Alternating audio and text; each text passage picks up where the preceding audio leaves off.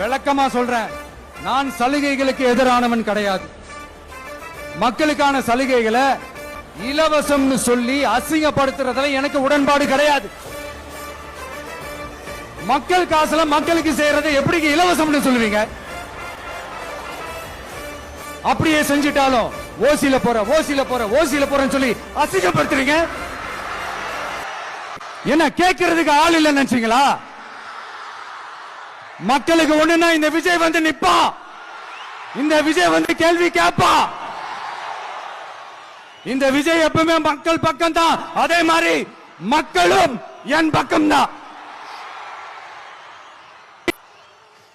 என் மக்கள் மானத்தோட மரியாதையோட கௌரவத்தோட வாழணும். என் மக்கள் யாருக்கும் கீழே கிடையாது. அப்படி அவங்க கௌரவத்தோட வாழணும்னா அவங்களுக்கான வாழ்க்கை தரம் உயரணும். வாழ்க்கை தரம் உயரணும்னா அவங்களோட வாழ்வாதாரம் உயரணும். வாழ்வாதாரம் உயர்ந்தாதான் பொருளாதாரம் உயரும். பொருளாதாரம் உயர்ந்தாதான் வசதி வாய்ப்புகள் உயரும். இதெல்லாம் உயர்ந்தாலே ஆட்டோமேட்டிக்கா அவங்களோட வாழ்க்கை தரம், அவங்களுக்கான மரியாதை, அவங்களுக்கான கௌரவம் எல்லாமே உயரும். இதுக்கான வழிகள், அந்த சூழல்களை அந்த கவர்மெண்ட் அமைச்சு கொடுக்கணும்.